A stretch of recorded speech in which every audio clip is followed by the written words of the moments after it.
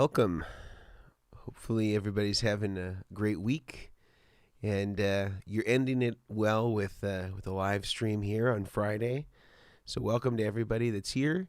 And today, we're going to be talking about our latest video and kind of recapping some of the things that we covered there. We're going to be doing some giveaways from our friends at Diodario and True Tone. So, we'll have lots of different giveaway items today. And I think it's gonna be a cool giveaway. It's gonna be a cool live stream, and I think we'll have lots of opportunities today to talk about pedal platform amps, clean amps, things that really work well with pedals. And one thing I didn't do in the video is talk about what I thought was maybe the best clean amp platform, which actually wasn't in the video. I was kind of trying to just take an overarching view. If you have no idea what I'm talking about, we're talking about the video that we released on Wednesday, which is about the best pedal platform amp. And the criteria was taking sort of the three most common amplifier platforms. And of course, there's others, but these are kind of the big three. If you're talking about sort of the Mount Rushmore of clean amplifiers, these are going to be the ones that are definitely on it. The Vox AC30, the Marshall Super Lead, and Deluxe Reverb. And maybe that was encompassing more of the Fender sound overall, even though presumably there's other Fenders out there that could sort of fill this slot. But the idea is to use kind of those three common amplifier platforms and then use three of the most common pedal archetypes. So the Blues Breaker as being one of them, not the amp, but the pedal. The Tube Screamer, and the Rat. And so kind of illustrating three different kind of amounts of gain and saturation, and then pairing them with all three of those amps. And we used a three-way splitter so that all three amps were getting the same exact feed the whole time. And we isolated all the amplifiers so there wasn't any bleed. Used the 57 on all of them. And it was a good indication, I think, of maybe where there's a lot of similarities and maybe crossover between these platforms and when they're really different. And we set all the amplifiers clean based on wherever they needed to be in order to be clean, with the pedals doing the work. And it was really interesting. And I think that it was certainly a surprise to me. Some of the amps that I liked better, especially when listening to them without knowing what they were. At first when we were listening back, we didn't do any. We just numbered the mics, or our engineer numbered the mics. Our engineer Neil over at Airship Labs in Richmond. And it was really eye-opening, I thought. So I hope people, if you haven't checked it out again, it's about maybe 15 minutes long or so, and I think it does a good job of sort of, again, taking the major food groups of both the pedals, the overdrive style pedals, and of the clean amp platforms, and then kind of synthesizing what that might sound like. Now you'll have to excuse the guitar playing, because we were kind of running short on time. Normally when we shoot videos, and probably some of you know this, we usually shoot multiple videos in the same day. So usually we'll block out a day a couple times a month, and we'll shoot all the content for the following month. And we were kind of right up against the end of our time at the studio that we had rented to shoot this video. And so there was no time for overdubs or for any sort of redos. So we kind of had to make do with what we had, and ordinarily I'd try to get a legitimate guitar player in there like Tim Marco or James DePrada or some of the guys that we might ordinarily use. So if you can suffer through the playing, I think that you'll still have a decent baseline of what's going on there. So I think that was the biggest shortcoming of the video, if I had to say one thing that didn't work so well. But I think that it's still enough for you get an idea of what's kind of going on there. So if you have any questions, please feel free to put those in the comments or in the chat area, and that's just going to make sure that I get to everything possible. And if you're afraid that I won't get to your question and it's a really burning question, what I would suggest is to copy that question, and when the stream is over, then you can always post that into the comments section. I think most people will tell you here that I'm pretty good about getting those answered, even if it's a couple days from now or a day from now. I'm trying to find my, oh, here's my countdown timer. So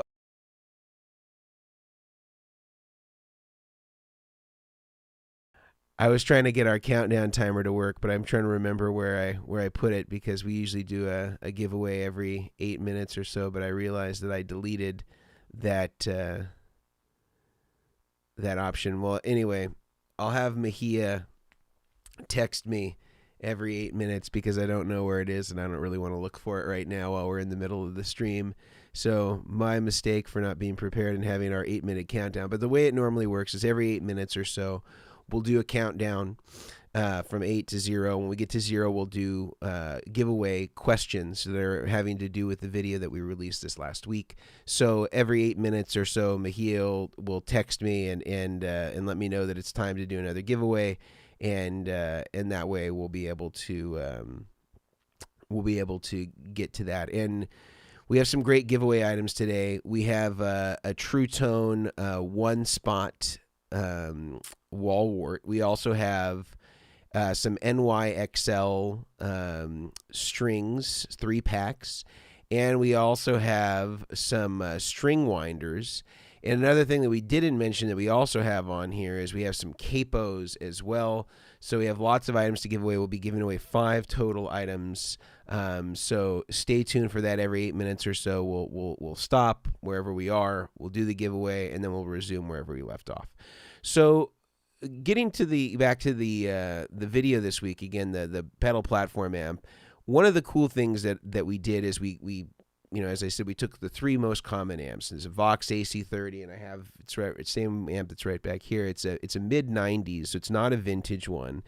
But having owned many vintage Vox AC30s, I can tell you that they are, as glorious as they sound, they are incredibly unreliable, and it's a real rat's nest in there just to work on it. And I actually found that the 90s ones, the Korg era, still UK made, are probably the best sounding, in my opinion. And the guy that really turned me on to them was John Schofield, and that's what he's been using for a really long time. And he's just found that they're the most roadworthy. They sound pretty close to the vintage ones. There's some things that are a little different, but they sound great. This has the Celestian blues, and it definitely nails the Vox thing. And then the Marshall Plexi, which you can also kind of see out of focus over my shoulder. We use that. That's a 100-watt super lead, and it's either a 69 or a 70. It's like kind of the end of the hand-wired period. But that's a really great example of the Marshalls. And then I have a 64 original deluxe reverb, and those are the 3 that we use. So we did a kind of like a clean baseline reference in the beginning. I want to show that to you. And this is basically just to calibrate your ear so that we kind of all know what it's giving us without any pedals involved. It's just the guitar straight into those amplifiers, mic with a 57. So let's kind of check out that reference just to kind of calibrate everybody here, see what we got.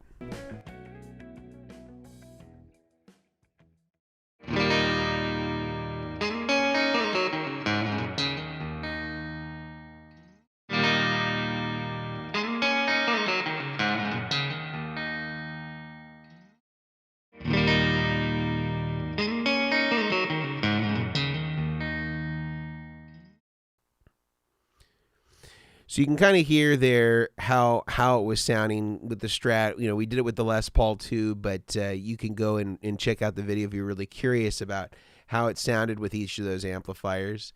And then from there, what we did is we started to add in a pedal, and then would scroll through those same 3 amplifiers, switch guitars, and scroll through those same 3 amplifiers. And I should mention that the whole time we're using either a Strat or a Les Paul. So I have a custom shop Roy Gallagher passive pickups, and then I have an R8 Les Paul, which we used as kind of like the 2 benchmark guitars. Again, you might have a Tele, you might have a 335, you might have some other, you might have a Jazzmaster P90. We didn't use any P90 guitars, but I think that these are common enough that you could extrapolate whatever that might be for you based on sort of the closest approximation in a guitar. But let's get into the Blues Breaker first. I kind of want to show you what the Blues Breaker sound was, and then from there we can start to get some stuff going, and you can and we'll get some giveaway stuff going as well. And Mejia, just want to do a quick time check. Do we have a few minutes? You have enough a few minutes here where we can run this blues breaker comparison? I think it's about a minute and a half long. Just want to make sure that I'm not going to intercede on our giveaway time, because otherwise we can do the giveaway now. They're the first of 5 giveaways now, and then come to the blues breaker video. Okay, we got 4 minutes. All right, so this is perfect. So let's do the blues breaker. So this.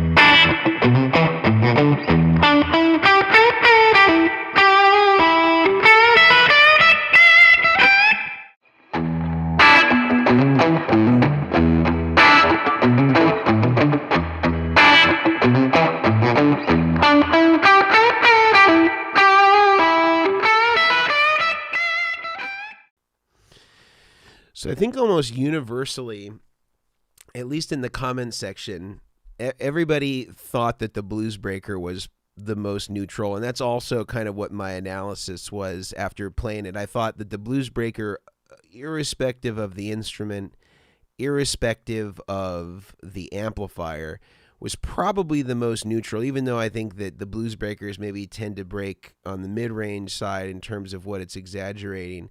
It still seemed to work really well with maybe more mid-range forward amps like the Vox AC30. I thought that was by far the most versatile of the 3 kind of, again, core archetype pedals that a lot of the boutique varieties are derivative of. I thought it sounded really good. I thought that it worked really well with both Les Paul and with Strat. I thought it worked great with all those amps. And certainly a consideration if you're considering kind of what pedals to start getting into and you have one of these types of amps. I think certainly that's going to cover the most ground. But it is time for our first giveaway. So I want to get into the first question. If you're not familiar with our giveaway process, I'm going to give you a question. And the first person that answers that correctly in the chat is going to win this item. We're going to ship it directly to you. No questions asked. Could be domestic. You could be here in the United States. You could be in Canada. You could be in Europe. You could be wherever you are. And we're going to make sure that it gets to you. So please do make sure you answer that question if you want to participate. The very first thing that we're going to be giving away is our string winder from Diodario. This is a pro string winder. This is what we use on all of our instruments that we have either at our showroom in Burbank or here at my house. We definitely are always using the Pro String Winder. Plus, you can always clip away your excess string because it's got its own included little trimmer, little cutter there at the end. So very versatile piece. We'll ship this directly to you should you be the first person to answer correctly in the chat. All right, so here we go. First question. Name 3 amplifiers that use EL84 tubes. Now, there's going to be a lot of answers here. So Mejia may even need to text me a few of them so that we can verify that these amps actually have EL84 tubes.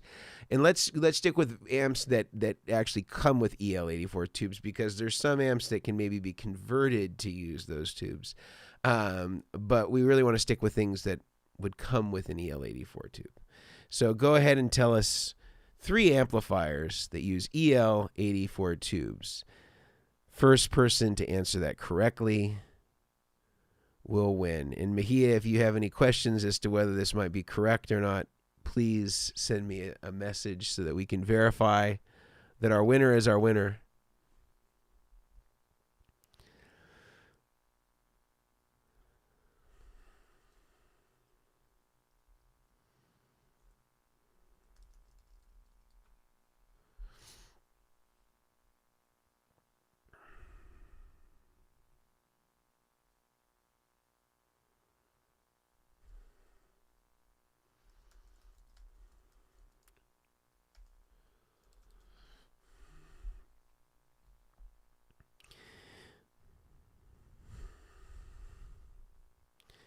Looks like some people are struggling. He is sending me lots of different answers, but some of them haven't got it yet. There were some people that asked about a hot rod deluxe. Those would be 6L6s. I think all the hot rods use 6L6.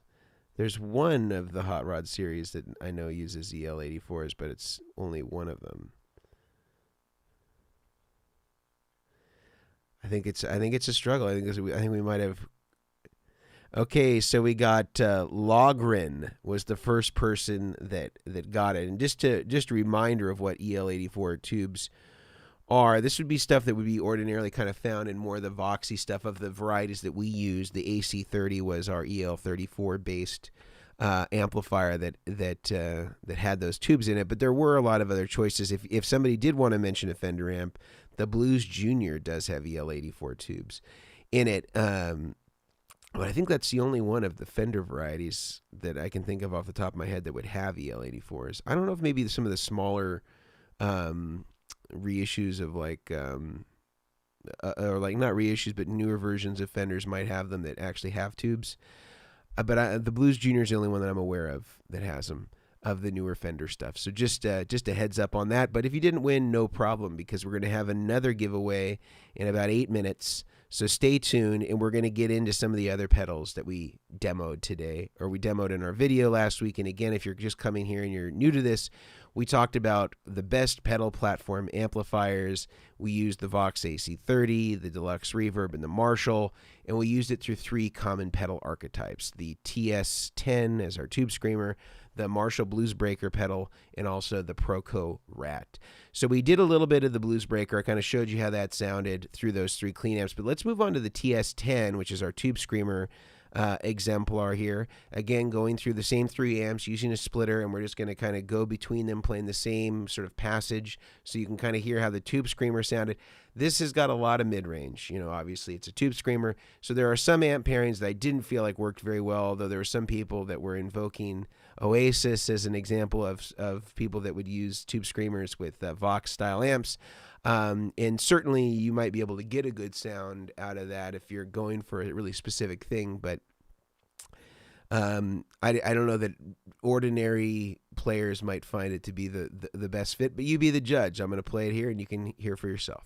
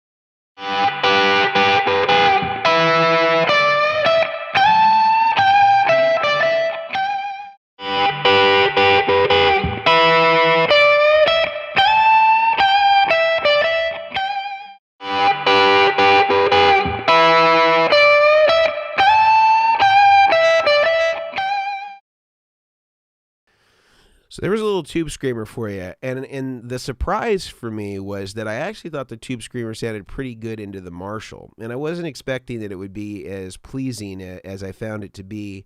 And also with the Les Paul, sometimes I can find tube screamers with the Les Paul have like too much of like a duplicate frequency. It can sometimes sound like too woofy because there's already sort of a mid-ranginess to some of the Les Pauls with PAFs and stuff like that. And I found it to be surprisingly nice, especially on the bridge pickup.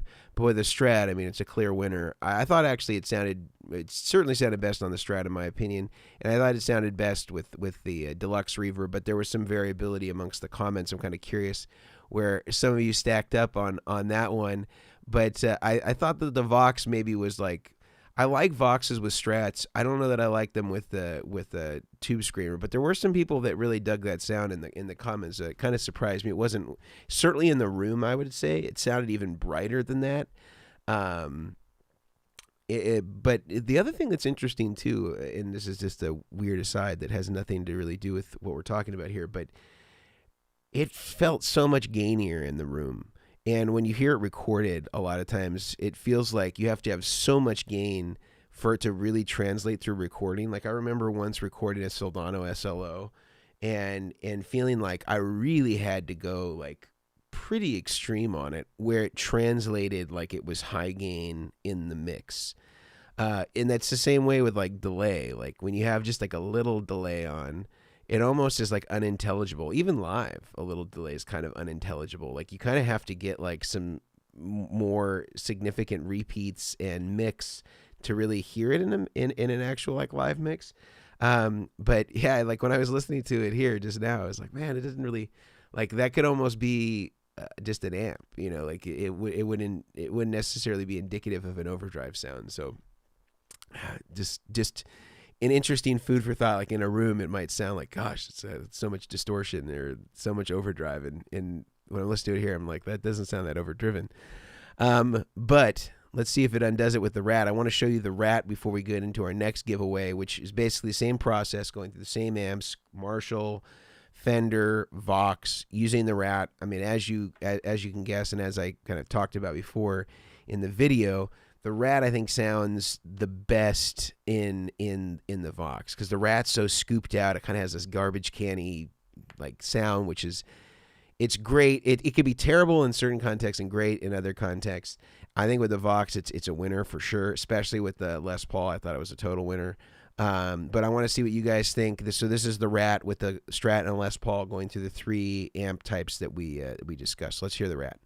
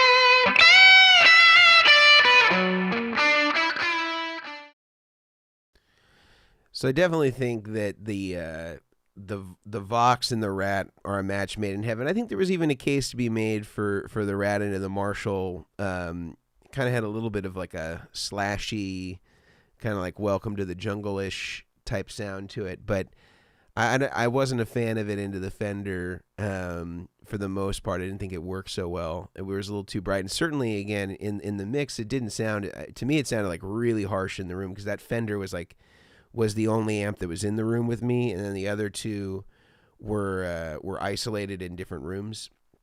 And I just remember sounding brutal. I even had headphones on, and I could still kind of like hear the piercingness of it. But I wouldn't say it sounded quite as sharp in the mix here. But nevertheless, man, I think that there were some sort of like clear winners, I think, with each one of those pairings, and then there were some that were kind of variable. Like if you were going for a certain thing, you might like those pairings. If you were maybe somebody that had a certain proclivity toward more scooped or more mid-range, you might choose different things. But I thought it was a good informative baseline to kind of get your sea legs if you're kind of wondering where you would fall here. And the surprise to me is that I like the Marshall a lot better than I expected with pedals. And those 100-watt super leads are really magical amps. But it is time for our next giveaway question. So this will work the same way as it did before. I'll put a question up on the screen. First person to answer that correctly in the chat will win this item. For our next giveaway item, we're going to be giving away a capo from Diodario. Let me see if I have a nice photo of our capo here, because we really want people to see the digital version. Let's see if I got my capo here. Stand by. Stand by for capo.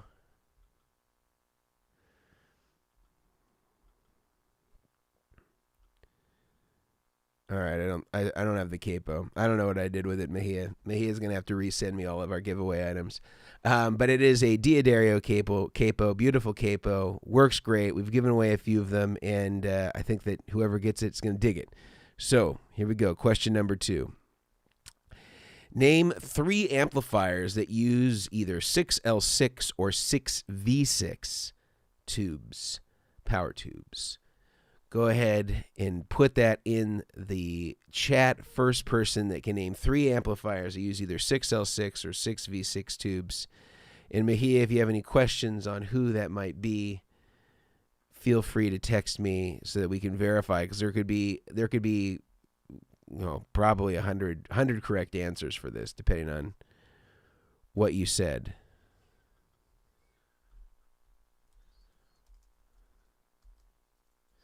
And again, we're going with amps that would ordinarily come with these. Some amps you could modify them to take different versions of this type of tube.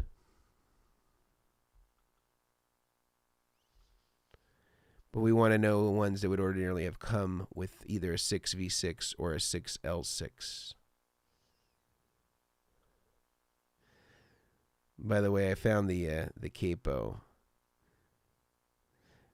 Oh, and it looks like we got Ezra Elliott as our winner here. He had a deluxe reverb, that would be 6V6, a Bassman 6L6 in Princeton, also 6V6. So congratulations, he won the capo. I found the capo, by the way. Here's the capo. Let's bring it in. Capo, he won this. Congratulations to him. Well done. You've won yourself a capo. But if you didn't win, no problem, because in another 8 minutes, we will do another giveaway of some different items. So stay tuned. So we kind of talked about everything, actually. We talked about the Rats. We talked about the TS10, the Tube Screamer, the Blues Breaker.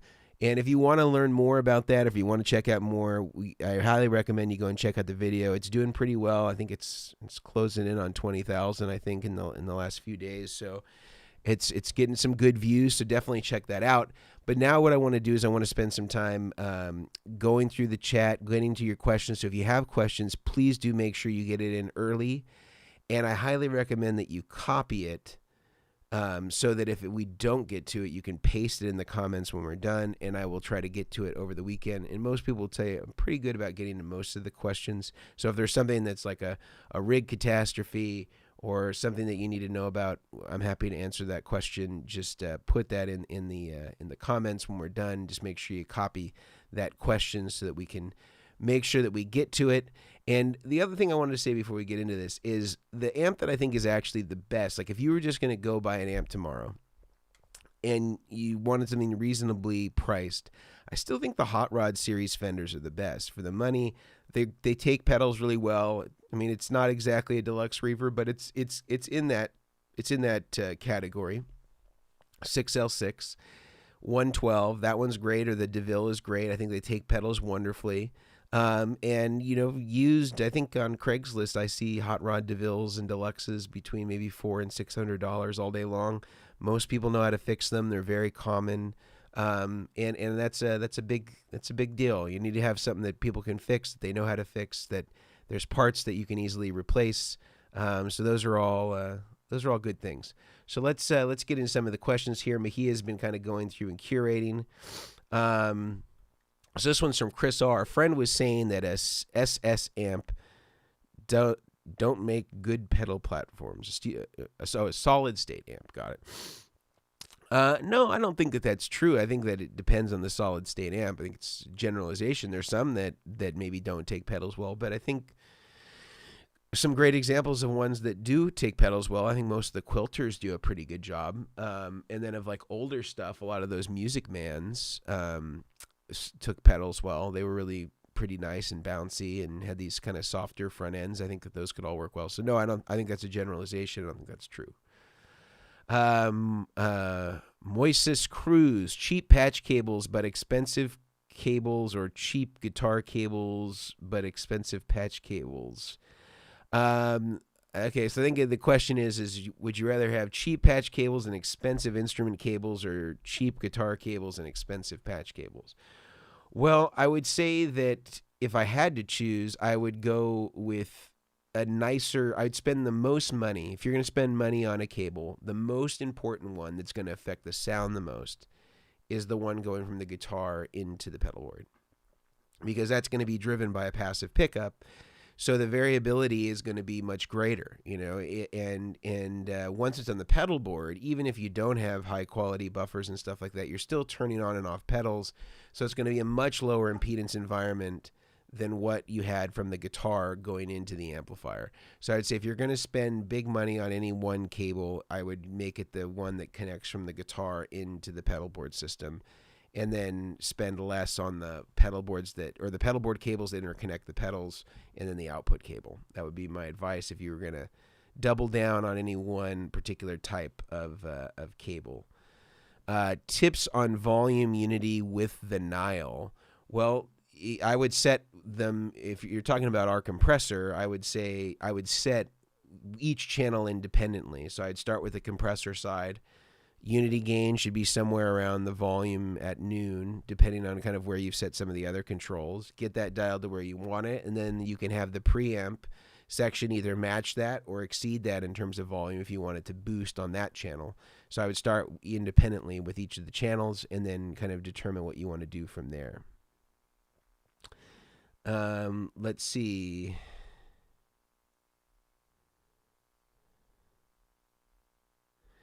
This question is from Gilderson Vasquez. Can the Strymon Zuma power the HX Stomp with the cables that it comes with? No.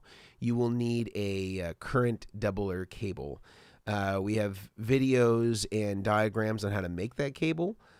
Equally, there are some companies that already make that cable that you can just buy already made. So depending on which direction you want to go, you could go either or. Ezra Elliott, any idea why the 59 Bassman, the 410, doesn't get more love as a pedal platform? Well, the vintage ones are pretty expensive. Real 59 Bassman, I think now they're going for close to 10 grand.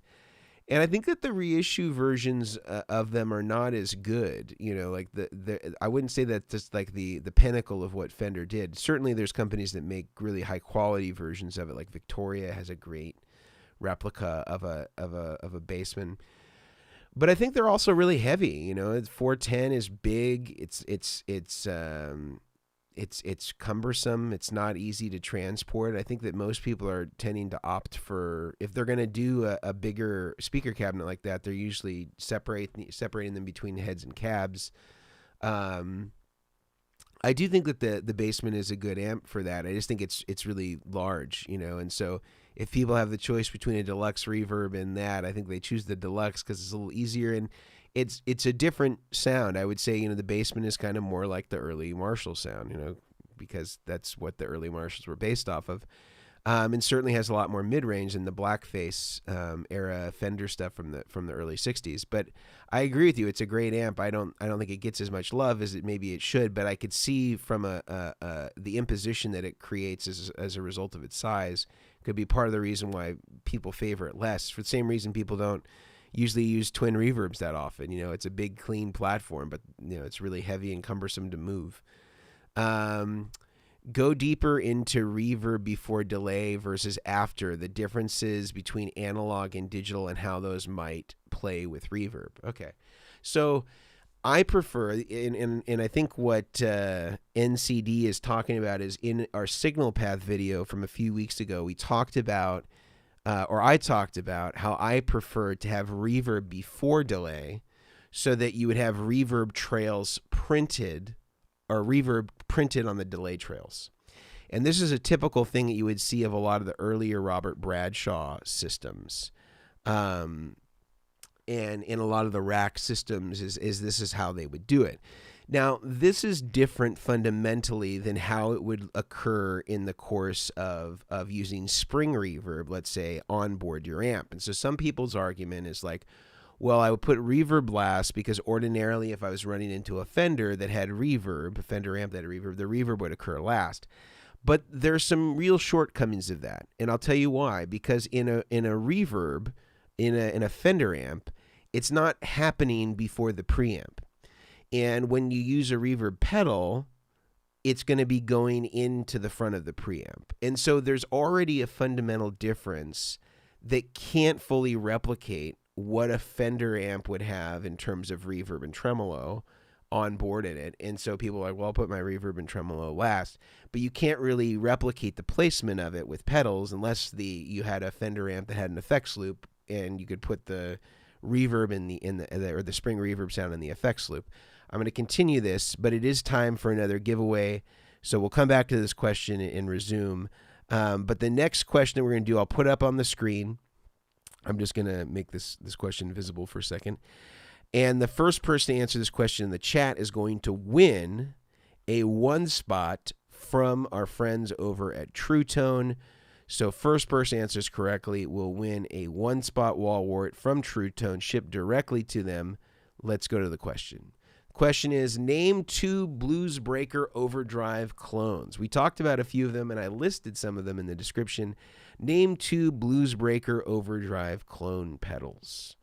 2 clones of the Blues Breaker by Marshall. This is not the amplifier. This is the pedal that we're talking about. Name 2 Blues Breaker clones. First person in the chat will win.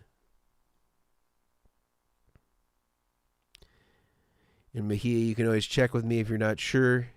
There might even be some that I haven't even heard of, so we may be Googling these just to verify.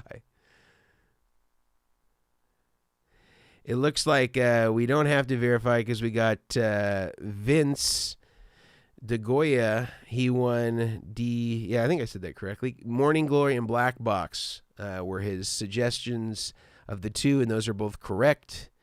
Excellent job to our friend Vince. Let's move back to our question about the reverb. So in other words, the shortcoming of the spring reverb is that no spring reverb in a Fender is in front of the preamp. So by putting a reverb pedal in front of the preamp, you're really not emulating the signal path anyway. So I think that it's always a compromise if you're using pedals. It's even a compromise if you're using a spring reverb tank, again, because you would be putting it in front of the preamp. It's not really the position of where the reverb would sit in the sequence of the amplifier. So my feeling is that if you're already going into pedals, you're never going to be able to replicate the position of the reverb. That's why I think it sounds better to put it in this particular order. But you have to investigate for yourself as to what you think is most workable, and if you prefer the sound of one over the other. I just think that that's the best position. And then analog versus digital. Well, there's no analog reverbs unless you're getting reverbs that have a spring tank in them. So like the Carl Martin, I forget what it's called, but that has a spring in it. I think there's another company that does like a boutique version has a spring. I think Dan Electro had a version with a spring in it. Those would be the only examples of real analog reverb, or a spring, like a full actual like Fender spring tank. Typically, the reverbs you're going to find are all digital. I don't really recommend going with spring reverb pedals if you're going to play live, because the vibration of a drummer will cause those to just go crazy and splash. And so it can be hard to control that. And even Zapata with Gary Clark Jr., whose rig we built, like sometimes he can't use that headroom. I think it's called the headroom reverb, because if he's too close to the drummer, if he's not spread out enough, it can have some problems. So just a consideration there with using spring reverb tanks on stage. Let's see. Ezra Elliott says, I also have a 5E3 Deluxe as a pedal platform. Yeah, they're great too, but not a lot of headroom in that. So you have to be okay with not being able to get too loud, which is, I think, the challenge with those. Eleazar. All reverb from pedals or combine reverb pedals with amp reverb. Well, I think it depends. I like amp reverb for certain things. Like you're going to play Chris Isaak Wicked Game, you got to have, Fender Spring reverb. If you're going for that kind of more hi-fi like 80s thing, then you definitely will need a pedal or a plug-in or a rack unit to get those sounds. It's just kind of inherent. What pedals would you try with a Mark 1?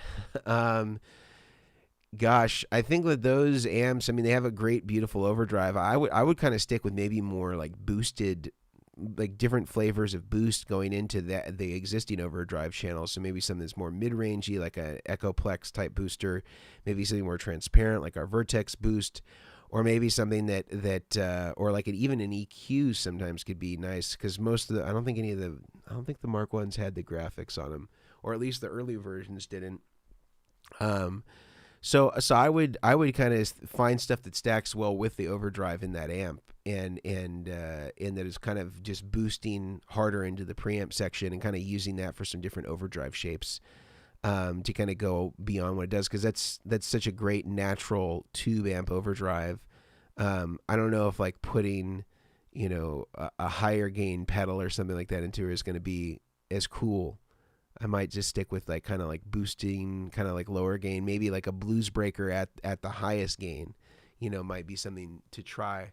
But I would try to stick with things like RC boosters, EP boosters, Vertex boost, like stuff that's going to just clip that front end harder and saturate it a little bit more.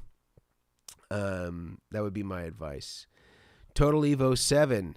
Since we're on the amplifier subject, our modeling amps, Line 6 Spider, any good than the amp counterparts? Well, I've seen people get great tones out of them, but I mean, I think probably like in a studio context, if you're just like listening to it on its own, it might be okay. And then I think when you start comparing them to the real deals, then it starts to look a little bit different.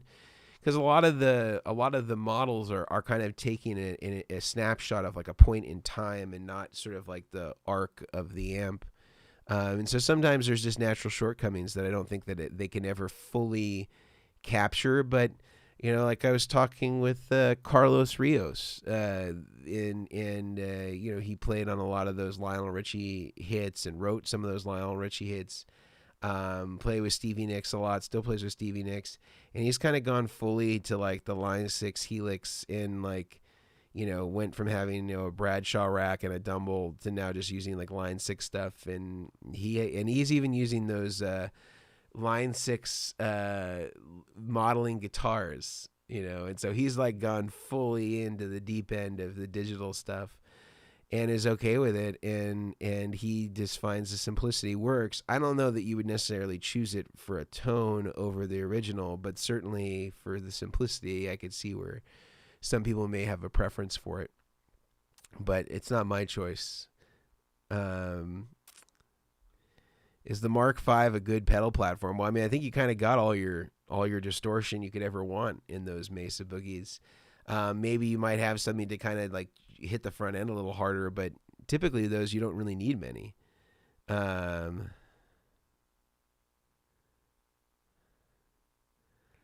Let's see. What's your favorite strange pedal, if you have any strange pedal? I'm trying to see if I even have anything that's really, really strange.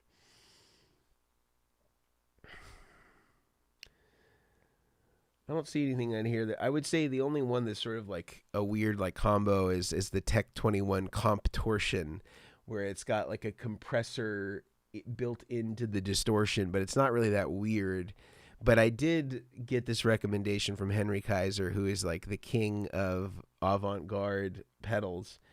And it actually, the Comp Torsion if you wanted that David Gilmour sound in a box, it does a really good job of kind of doing like that, like higher gain, kind of like muff, or like blues driver, or not the blues driver, the tube driver with like a compressor type thing. It actually does really well at that. It kind of is like a Gilmour in a box, like one pedal thing.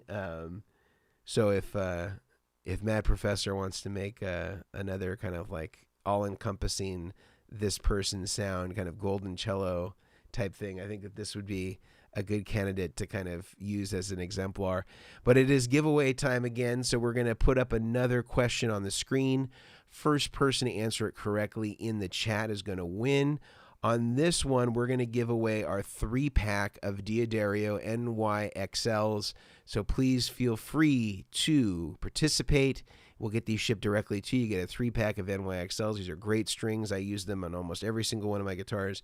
I do use the 9s on some, like my Super Strat. I use the 9s version of the NYXLs, but great strings. Let's do it. First person to answer correctly in the chat wins. Which Vertex pedal has Tube Screamer DNA in it? Which pedal that we make has some DNA of a Tube Screamer in it? If you've read it, if you've just been perusing our manuals just for fun, for leisure, you might know this. Or if you've watched some of the videos of older products, you might know this. Which Vertex pedal has Tube Screamer DNA in it?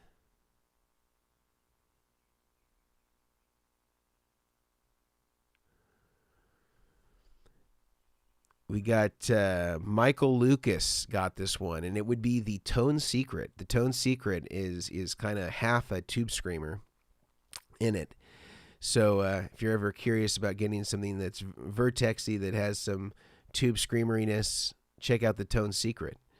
Let's see. What's my favorite Mexican restaurant? Whoa, favorite Mexican restaurant. A restaurant?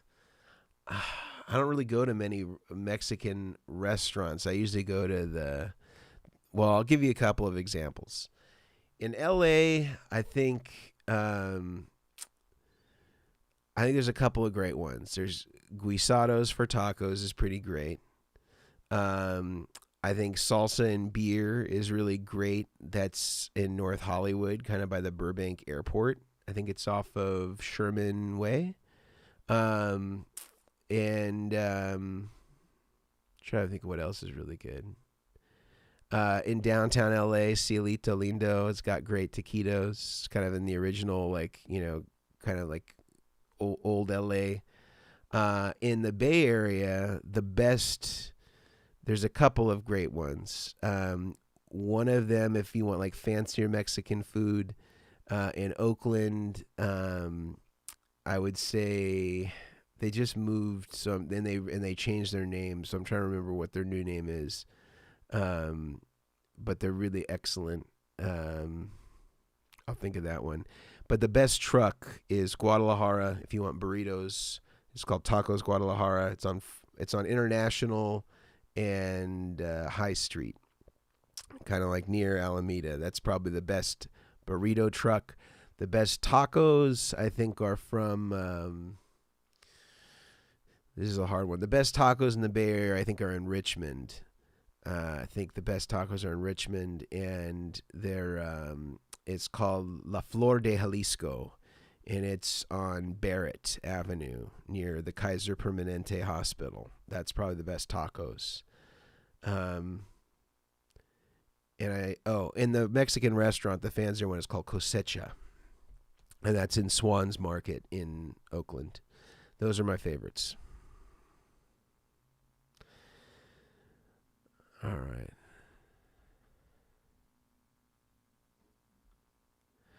This is from Moises. What standards do I need to look for if I'm going to buy an amplifier? I mean, I think if you're going to get your first amplifier, you're going to go tube. I think you just go with the Fender Hot Rod DeVille, Hot Rod Deluxe, whatever one you can find inexpensively, I would get. Jonathan Holt. what was the first circuit you learned and built, and how did you learn to build your own custom pedals? I just built my first blues breaker, and I'm super hyped about it. Cool. Okay, so first pedal that I ever did mods to, which is that's how I started. I was doing mods and repairs. Was a Boss DS1, and I was replicating the Keeley. I think it was called like the Scene I mod or something like that. It was what like Joe Satriani and Steve Vai and guys like that were using at the time. So the DS1 was the first one that I really kind of got into, and then I would do some of the Boss. I have some over here. The OD. There's the OD3 and the SD series Boss pedals. I did a lot of mods and repairs too. Again, a lot of them was like, in the early days, I would just put up these ads on Craigslist so that I could just get experience, because I had been to community college and had taken some basic courses on electronics, but it was really theoretical, just like Ohm's law and stuff like that. There wasn't like a lot of opportunity to practice, especially with pedals, because this is all sort of generalized curriculum. And so I'd put up these ads on Craigslist, and I would say, like, I'll mod your pedal for free, or I'll repair your pedal for free. You just provide the parts. And so a lot of what I would get was people that wanted Robert Keeley mods or Analog Man mods, or had pedals like Boss and Ibanez Tube Screamers, or Boss delays, or old Ibanez. I remember doing a lot of true bypasses to Ibanez pedals, because like you would see Robert Keeley would drill out like right on the front of an Ibanez pedal and mount a 3-pole double throw, and you had to be really exact with your drill to get it to fit in the exact right place that the foot switch could fit. There wasn't a lot of tolerance in there. And so that's kind of like, I had some understanding of the basics of electronics, and then I got a lot of experience fixing pedals before I ever made any pedals. Like all of our early pedals were all mods. And then of course I was doing pedal boards concurrently with that. But that's kind of how I learned, is like doing repairs, doing a lot of repairs, doing a lot of mods. And at first just straight up cloning the other mods. Because that was all that people wanted to do, and I didn't have my own voice yet. And so that was a lot of the early days. Let's see. We got about another 5 or 6 minutes. So if you have put in a question, make sure that you copy it and paste it into the comment section, because we're going to end right around an hour today. Let's see. I'm considering a made in Mexico Strat. Would you recommend that, or should I save a bit more for an American? And thanks, by the way. I've learned a lot about what I know about pedals from your videos. Great. Well, I would say buy it used if you can, because you'll save a ton of money, and you let somebody else take the hit on the new guitar. Because I feel like you can.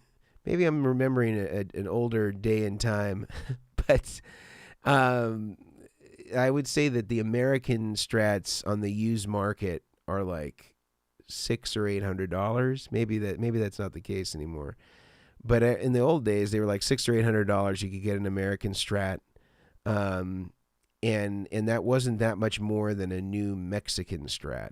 So I would say I would either do that, or I would try to find a really good Mexican Strat that are kind of sleepers, or the road warns. I think those are really good for the money.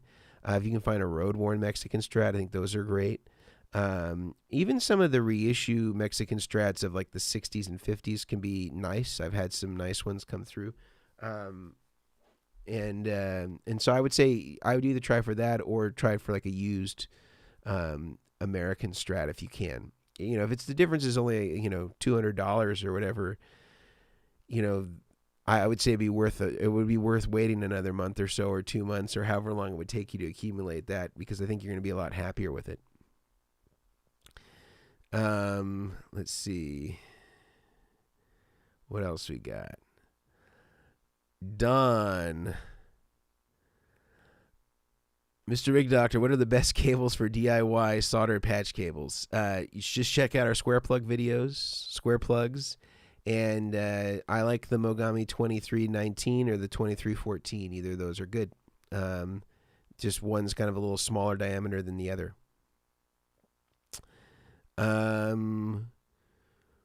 Would you recommend the Roy Gallagher Strat model if you were playing in the video, or is it not worth it? And how does it feel? It feels great. I love that Strat for a 60s Strat. It's one of the best Strats. It's right here, actually. This is it, the Rory Gallagher. I mean, what I do when I'm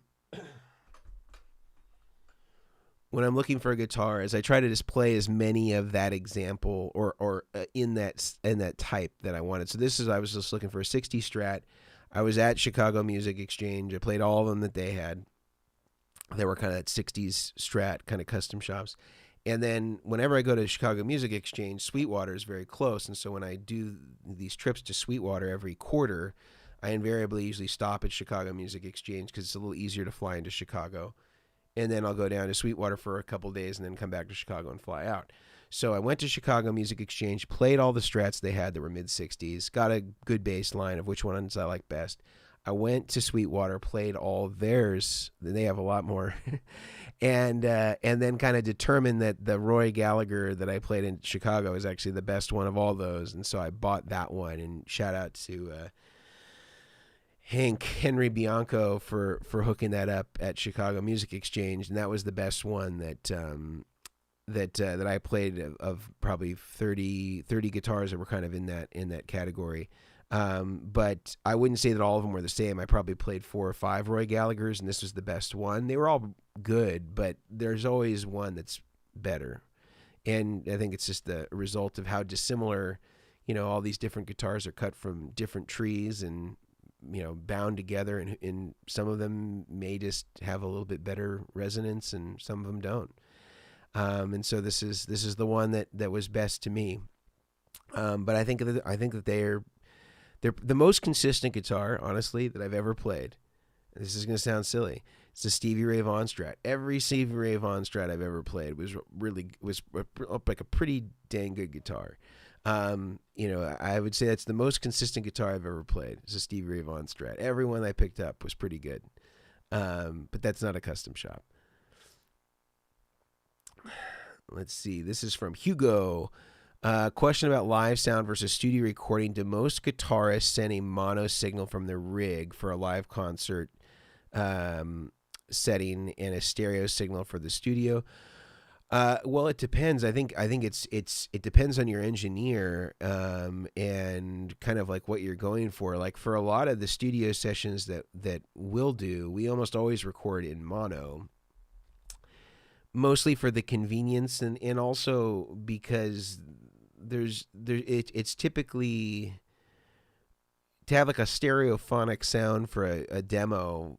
It's probably not what most people are going to use, and so we don't usually try to exaggerate the bigness of the sound by trying to use a stereo image or try to create more ambience than what's there. And for live sound, even most people that are in stereo, they're getting mixed back down to mono anyway. Like very rarely are people getting like a dedicated left and right. So, yeah, I usually just stick with mono, and that's why I like running these. Like with my rack, it's all the amps are mono, and then the wet processing effects can be stereo, and I can do it however I want to do it based on that, or I could just run one amp straight up the middle. Dry. But it is time for our last giveaway. So for this question, I'm going to put it up on the screen again. First person to answer it correctly in the chat will win this item. For our last item, we have another string winder that we're going to be giving away from Diodario Pro String Winder. Great string winder that we use all the time. So here is the question.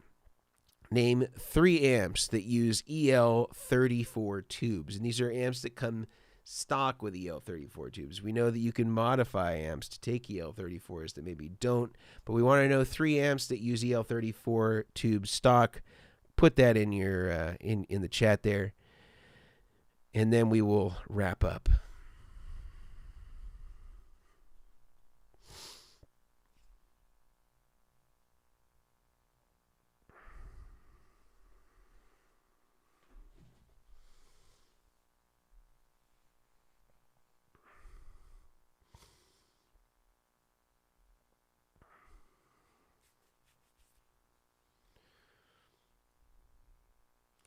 3 amps that use EL34 tubes.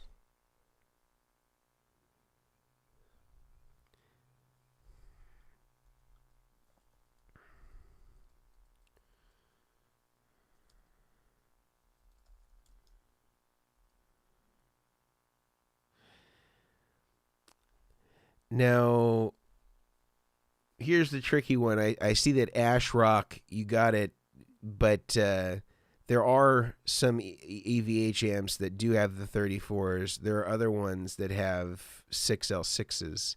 So we're going to give it to Ash Rock as a consolation, assuming that he meant the EL34 version, because there is a version that does have 6L6. Or I think even 5881s on some of them.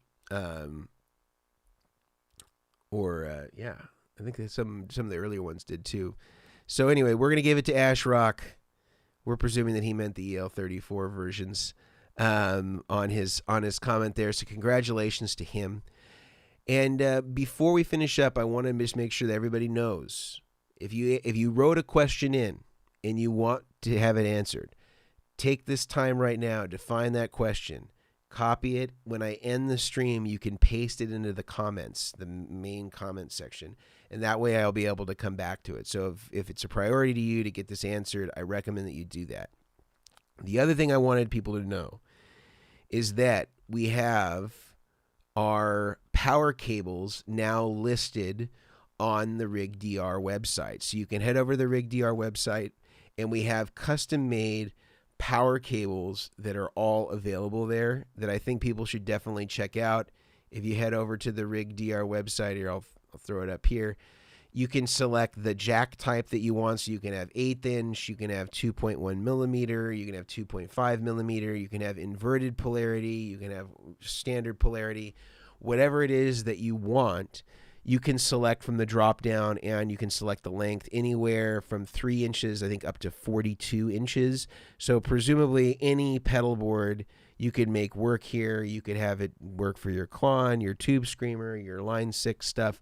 We're going to have every variety of cable available. We're also going to have voltage doublers, current doublers, all available there, so that you can, daisy chain stuff, and you can power your Line 6 stuff. All this stuff is going to be available, and it's going to, again, be on the website. So here's some examples of some of the stuff that we'll have. So these are like a straight version of the 2.1 millimeter and a right angle version.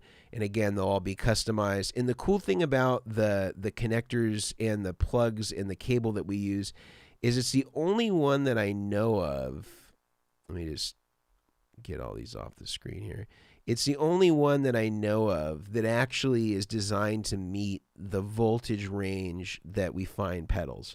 Most of the cables that are out there will do fine at 9 to 12 volts, but 12 volts is usually the cap of what the cable that they use will take. And then you start to get some loss depending on how long the cable is. So it might measure 9.6 at the supply, and then you get down to the cable, and you might have lost some voltage at the end of it. Not a significant amount, but some. And these have the right thickness where it can maintain up to the voltage, up to 24 volts, and it will maintain its full voltage even at its maximum length at 42 inches. So it's a good way to go if you want to make sure that you're getting the best quality power to the pedals that is actually rated for the power that our range of pedals will be, anywhere from 9, and typically the highest we find is usually around 24 volts. So ours can do up to 24 volts. No problem whatsoever. I highly recommend you check them out. They're all custom made by hand, to length, whatever you want, whatever polarity, whatever angles. So check those out on the rigdr.com. And again, you can go over there. You can select from the drop down what type of jack that you want. If you want it to be an 1/8 inch for like a Klon, or for a Tube Screamer, if you want it to be a 2.1 millimeter for kind of the standard Boss stuff, or if you want it to be a 2.5 millimeter, that would be more like the Line 6 or Eventide. And you can choose the polarity and the length and all that good stuff. So definitely check that out. And if you're going to join us for our private stream, make sure that you head over to Patreon and you can subscribe there, or you can request a free account on the rigdr.com. But we do a private stream after this for all of our supporting members, and we'll usually run that for about 20 or 30 minutes, and those are kind of like a smaller, more concentrated group of people that want to continue the conversation there. So thank you, everybody, for joining us today, and for all of our supporting members, we'll see you over on the private chat, and Mejia will get that link out to you as soon as we finish up. Make sure to post any of your unanswered questions in the comment section, and give us a thumbs up if you enjoyed the conversation today. It goes a long way in helping us optimize with the Google algorithm. And thank you for the one guy who gave us a thumbs down. Thank you. All right. See ya. Have a good weekend.